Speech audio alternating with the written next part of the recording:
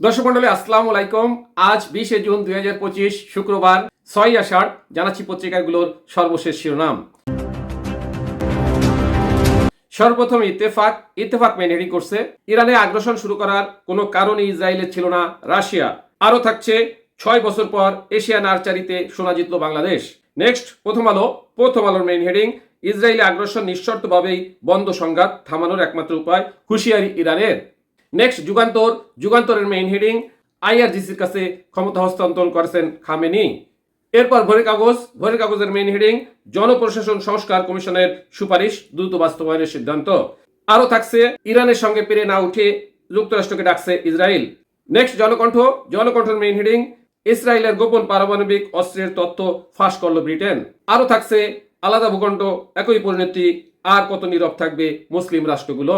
Next ইনক্লাবের main heading, জনপ্রশাসন সংস্কার কমিশনের সুপারিশ দ্রুত বাস্তবায়নের সিদ্ধান্ত।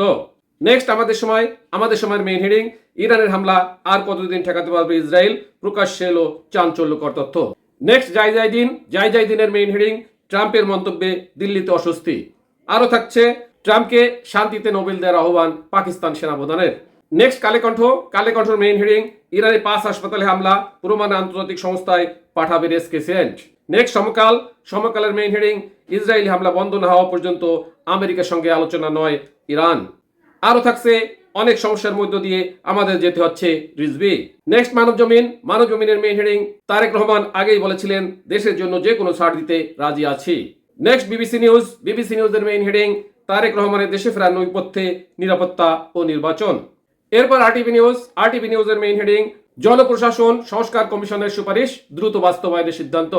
আরও থাকছে, রোহিঙ্গা সংকট আঞ্চলিক নিরাপত্তার জন্য হুমকি হতে পারে জাতিসংঘের পররাষ্ট্র উপদেষ্টা। এই ছিল এখনকার মতো সর্বশেষ সংবাদ শিরোনাম। সাথে থাকার জন্য ধন্যবাদ। আসসালামু আলাইকুম।